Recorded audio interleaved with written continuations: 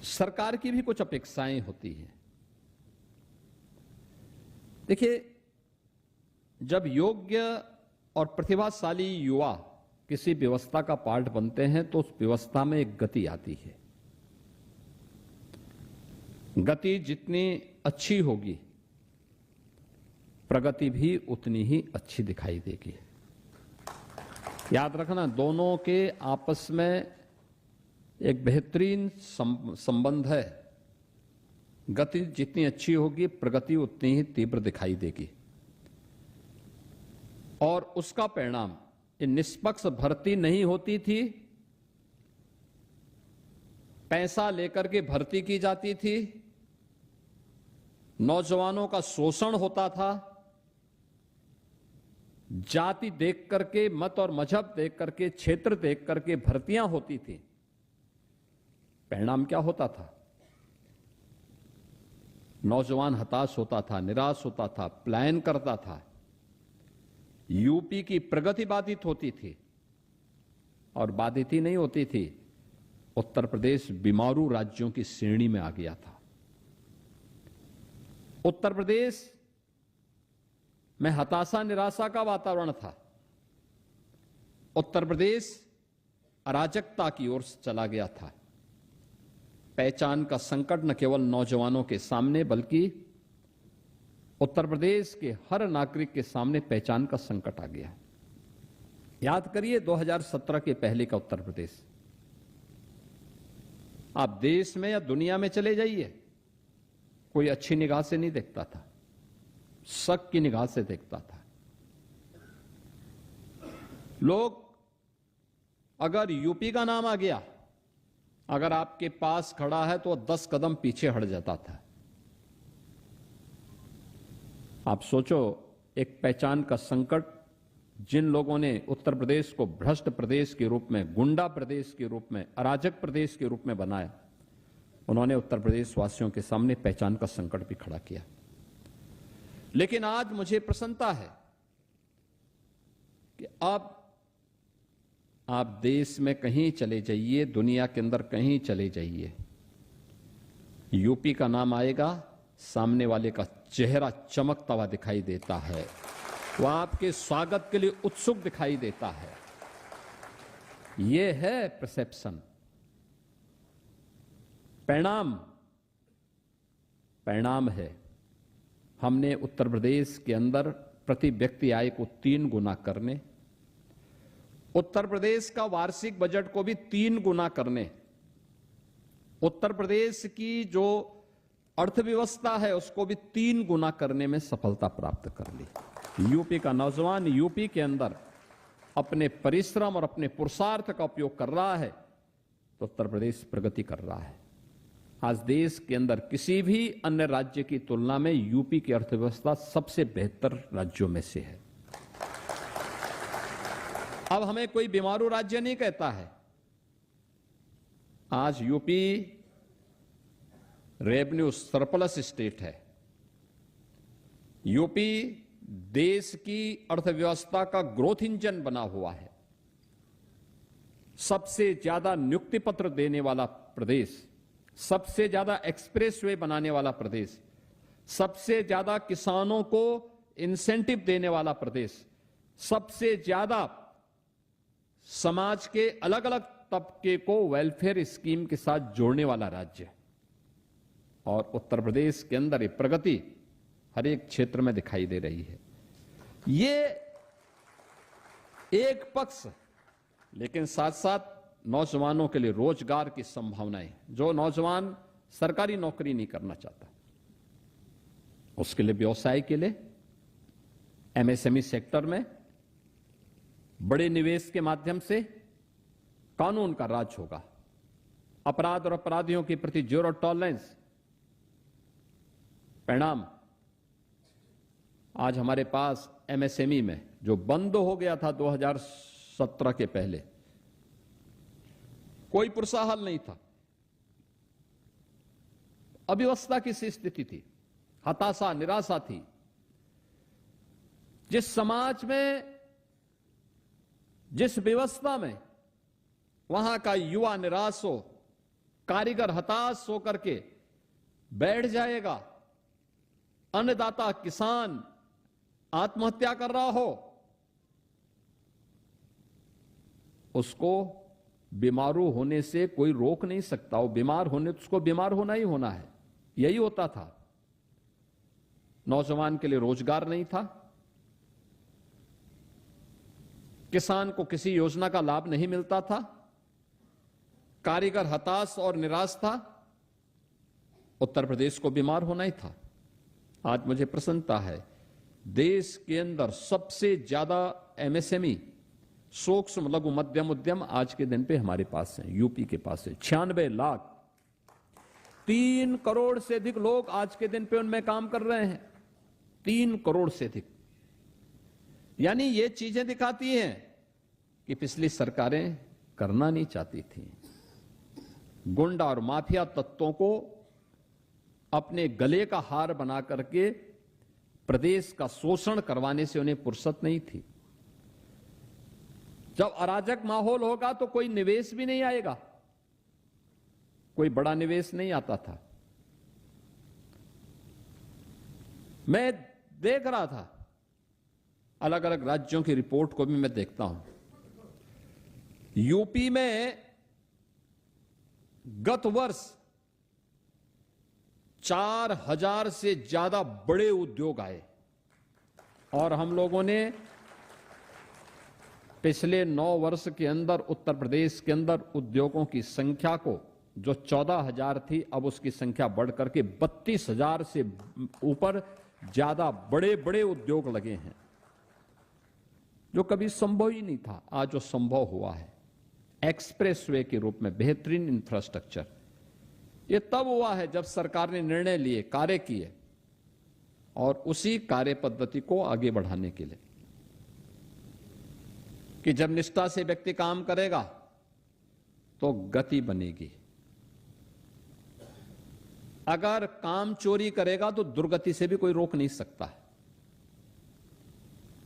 हमें तय करना है कि हमें गति को तीव्र करके प्रगति की ओर बढ़ना है या दुर्गति की ओर बढ़ना है, और उसी दिशा में आप सबका आह्वान करूंगा कि उत्तर प्रदेश के अंदर संभावना है। अनलिमिटेड पोटेंशियल का राज्य है। जो राज्य पहले बॉटम 3 में गिना जाता था, आज टॉप 3 राज्यों में उसकी गिनती होती है। उस राज्य में सेवा करने का अवसर आपको प्राप्त हो रहा है और उस अवसर का बेहतर उपयोग करना, उस दिशा से अपने आप को तैयार करना। इसके लिए जो सरकार ने प्लेटफॉर्म उपलब्ध करवाया है आयुष के माध्यम से, आयुष केवल आयुष नहीं है। मेरा मानना है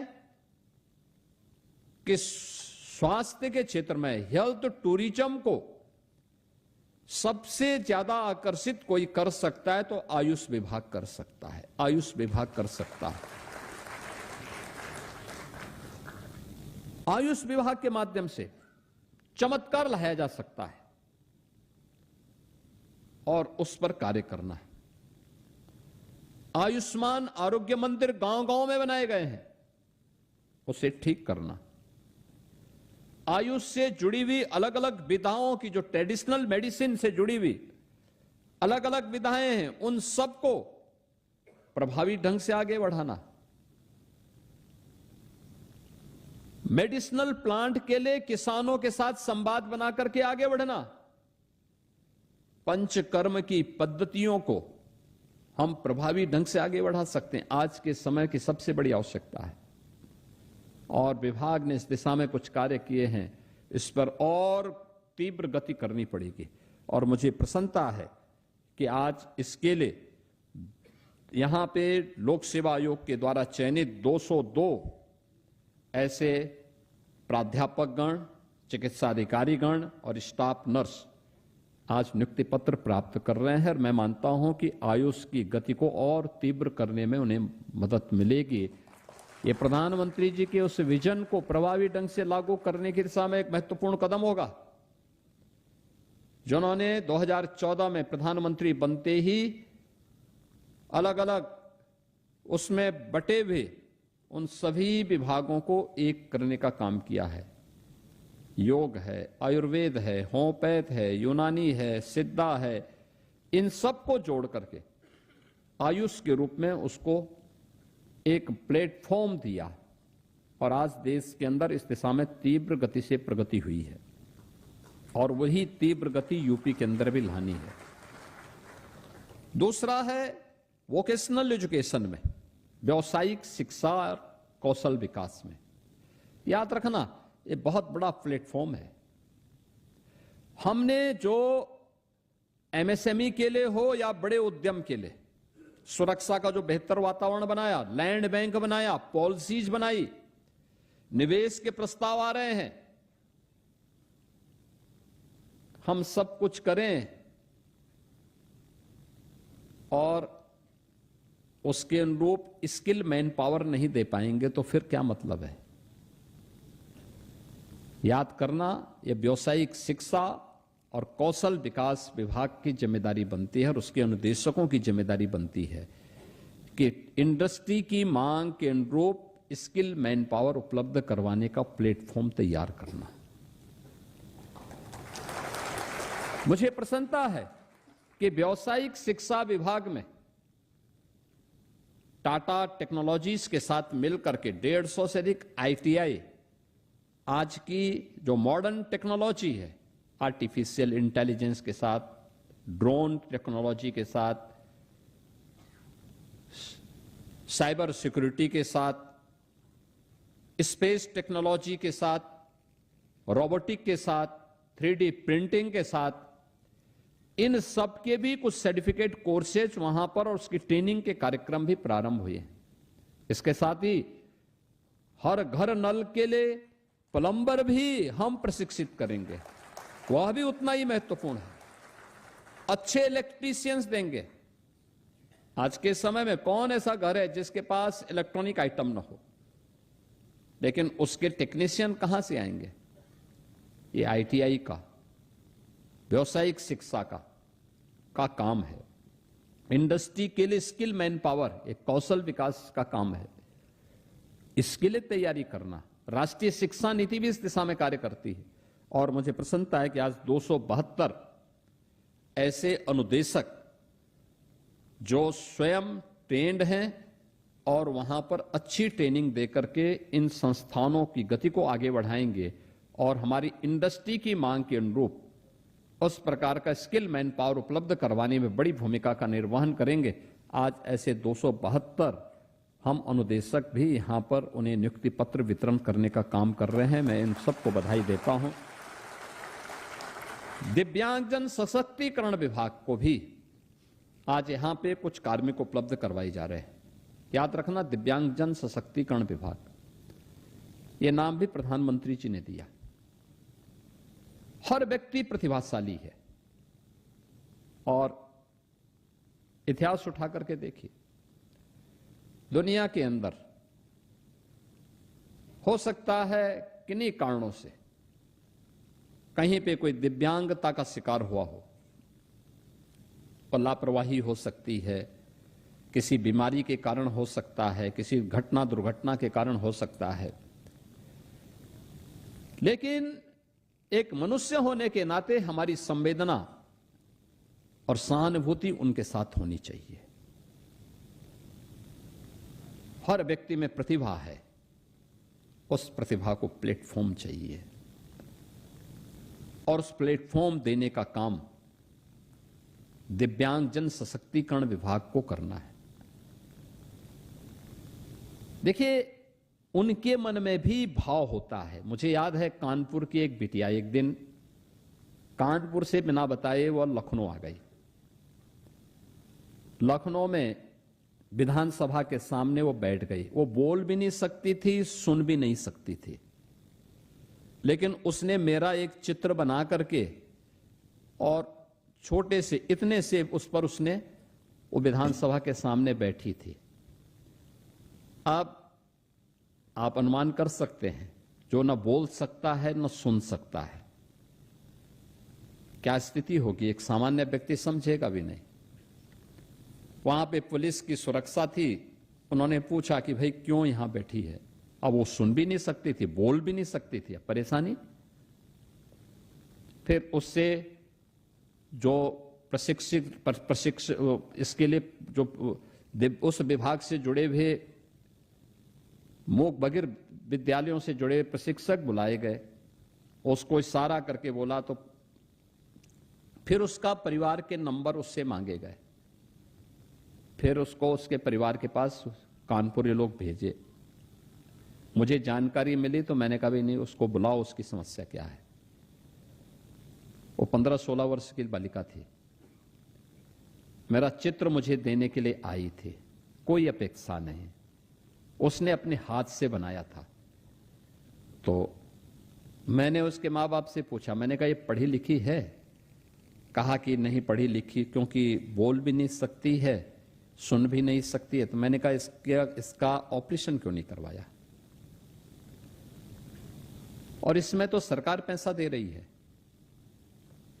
हमने कानपुर उस बच्ची को भिजवाया और कानपुर में ही अधिकारियों को से कहा कि भाई इस बच्चे का ऑपरेशन होना चाहिए और अभ्यास कराओ इसको। और मुझे प्रसन्नता है, प्रशासन ने रुचि ली, उसका ऑपरेशन हुआ। अब वो बोल भी पा रही है, सुन भी पा रही है, लिख भी पा रही है, चित्र भी बना पा रही है। कृतज्ञता का भाव किस रूप में होता है? जो पुलिस इंस्पेक्टर उसको सबसे पहले मिला और उसको थाने में लेके गया, उसके दिमाग में उसका चित्र था, उसने फिर उस इंस्पेक्टर का भी चित्र बना करके उसको भेंट किया। अब याद करिए, ऐसे ही अन्य दिव्यांगजनों का भी होगा। अगर हम किसी मनुष्य के साथ भेदभाव करते हैं, मैं कहता हूं कि वह तो दिव्यांग है, लेकिन आप अपने बारे में सोचिए। अभी यहां पर जब जिन्हें नियुक्ति पत्र आज प्राप्त हुआ, उनमें से कुछ अभ्यर्थियों ने अपनी सफलता की कहानी यहां पे प्रस्तुत की। उनके भाषा जो भी हो, लेकिन भाव सबका एक ही था कि सब हम इस निष्पक्ष और पारदर्शी चयन की प्रक्रिया के लिए सरकार के प्रति हृदय से आभार व्यक्त करते हैं। ये उसका निष्कर्ष है। आभार इसलिए कि कोई बीच में लीकेजेस करने वाला नहीं, कोई सेंध लगाने वाला नहीं। अगर आप में से किसी योग्य प्रत्याशी की जगह कोई घूसखोर व्यक्ति को हम बिठा देते, किसी भ्रष्ट तरीके से आने वाले व्यक्ति को कोई बिठा देता, तो क्या होता? इस समय घूस खाने वाला तो खाता, लेकिन वह 30-35 वर्षों तक इस घुन की तरह इस पूरी व्यवस्था का शोषण करता है।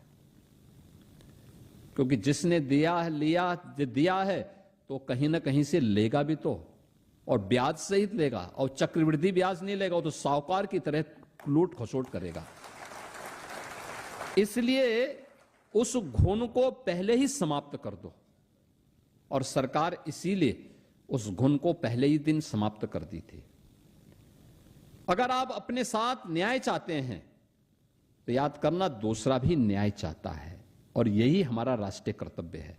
उस राष्ट्रीय कर्तव्य से जोड़ने के लिए आज हम सब यहां पर उपस्थित हुए हैं। मैं इस अवसर पर आप सबके चयन के लिए आपको बधाई देता हूं, और मैं आप सबसे इस बारे में कहूंगा, विकसित भारत की संकल्पना को साकार करने के लिए हर व्यक्ति को अपने अपने कर्तव्यों के निर्वहन के लिए सजग होना होगा।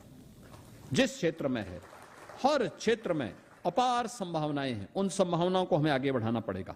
और दिव्यांगजन कल्याण विभाग ने इस दिशा में बहुत सारे कार्य किए। दिव्यांगजनों को पेंशन की सुविधा उपलब्ध करवाई, उनके लिए प्रदेश में 2-2 विश्वविद्यालय हैं। हर कमिश्नरी हेडक्वार्टर में भी अलग अलग प्रकार के दिव्यांगजनों के लिए केंद्र भी खोले गए हैं। हम लोगों ने कृत्रिम अंग उपकरण वितरण के लिए डीआरसी की स्थापना भी प्रदेश के अलग अलग जनपदों में करने की कार्रवाई प्रारंभ की है, जो बंद हो चुके थे। ये उस दिशा में किए जाने वाले प्रयास हैं और उस गति को और प्रगति की ओर ले जाने में इन कार्मिकों की योग भूमिका होगी। ये लगभग 500 जो कार्मिक आज यहां पर नियुक्ति पत्र प्राप्त कर रहे हैं, मैं इन सबको बधाई देता हूं, अपनी शुभकामनाएं देता हूं और विश्वास करता हूं पूरी जिम्मेदारी के साथ, कर्तव्य निष्ठा के साथ आप सब अपनी जिम्मेदारियों का निर्वहन करेंगे। आपको, आपके परिवार के सदस्यों को, अभिभावकों को, माता पिता को इस चयन की प्रक्रिया के लिए मैं हृदय से बधाई देते हुए अपनी शुभकामनाएं देता हूं। धन्यवाद। जय हिंद। बहुत बहुत धन्यवाद, आभार माननीय मुख्यमंत्री जी, आपके आशीर्वचनों और प्रेरणादायी शब्दों के लिए। अब एक समूह चित्र के लिए आपसे अनुरोध करूंगी, कृपया मंच के समक्ष स्थान लेकर हमारे अभ्यर्थियों के साथ एक समूह चित्र खिंचवाकर हम सबको अनुग्रहित करें, हमारा उत्साहवर्धन करें। आप सभी अपने उत्तर प्रदेश अधीनस्थ सेवा चयन आयोग के द्वारा